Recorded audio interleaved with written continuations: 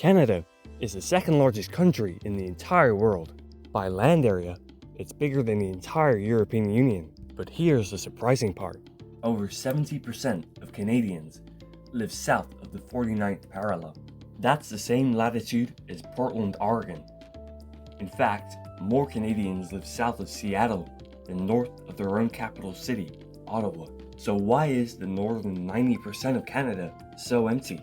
Why does this vast, expansive nation concentrate almost its entire population along one narrow band at the bottom? As it turns out, the reasons are a blend of climate, infrastructure, colonial history, and even the geometry of Earth itself. Let's start by putting things into perspective. If you laid Canada over Europe, it would stretch from Portugal to the Ural Mountains. It spans 6 time zones, touches 3 oceans, and includes over 2 million lakes. But only about 40 million people live here. That's less than the population of California, spread over an area 25 times larger. And most of the population hugs the US border.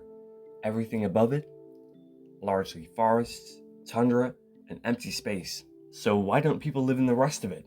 First and foremost, the climate. Canada gets cold. Really cold. But northern Canada isn't just wintry, it's Arctic.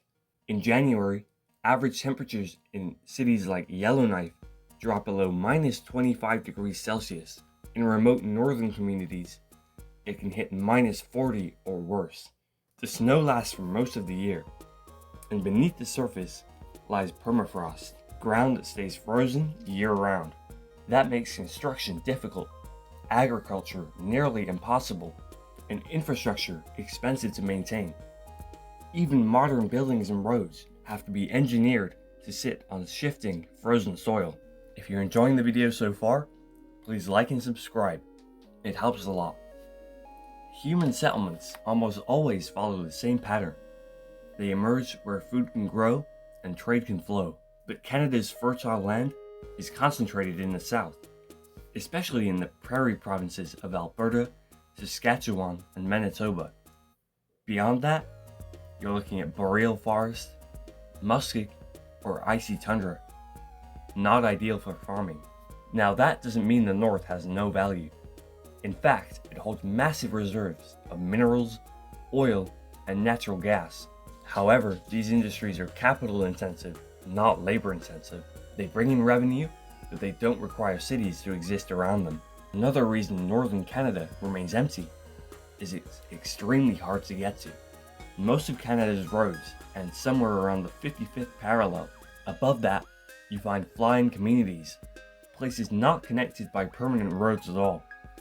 These communities rely on planes for supplies, or wait for winter roads, temporary routes made of ice and compacted snow. Fuel, groceries, and building materials have to be flown in, making everything wildly expensive.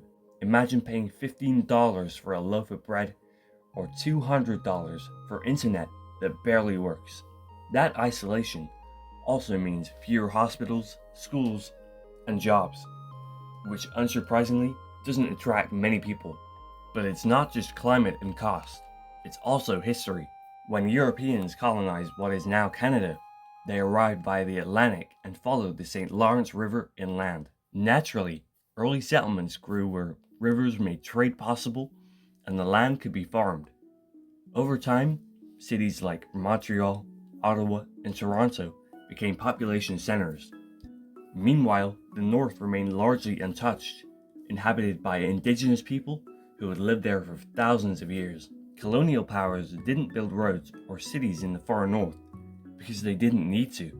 The southern parts of the country were already sufficient for economic growth. That left the north politically and economically peripheral, a legacy that continues today. The territory of Nunavut in the far north of Canada has a population of only 40,000 people, even though it has a size similar to India with a population of 1.4 billion. You can travel for hundreds of miles and not find a single person. In fact, only a few small settlements exist across this vast land area. Now, it's important to note that northern Canada is not completely uninhabited. Thousands of people live in communities across the territories, Yukon, Northwest Territories, and Nunavut. many of them indigenous. But these communities are small and often face serious challenges. High cost of living, limited healthcare, and housing shortages are common. In some areas, overcrowding and food insecurity are part of daily life, and while indigenous populations are growing faster than Canada as a whole, they still make up only a fraction of the overall population. So let's return to that striking statistic. Over 70% of people in Canada live south of the 49th parallel. That's the same parallel that forms part of the US-Canada border. This means that the vast majority of Canadians live south of Boston, Minneapolis, and Portland. In other words, Canadians live further south than most Americans imagine. The largest cities, Toronto, Montreal, and Vancouver, are all packed into a narrow corridor close to the US border. Because that's where land is fertile, weather is manageable, and trade with the US is easiest. So what does all this mean for Canada? It means that despite having an enormous space, the country functions more like a dense ribbon of people near its southern edge. Over half of the country's population lives just in this stretch, the Windsor-Quebec corridor. That makes delivering services to the rest of the country more expensive, infrastructure projects more complex, and the inequality more pronounced. It also raises questions about sovereignty. With melting Arctic ice opening new shipping routes, countries like Russia and China are eyeing the north. And that means Canada may need to invest more in the very regions it has long neglected. So why is northern Canada so empty? Because it's cold, isolated, because of history, and because of cost, and because most Canadians already live in the only parts of the country where you can build a city. In that way, Canada is one of the biggest and smallest countries in the world, expansive in geography, concentrated in people. And unless something changes, climate, technology, or geopolitics, the North will likely remain a land of space, not of settlement. Thanks for watching. If you enjoyed the video, please subscribe.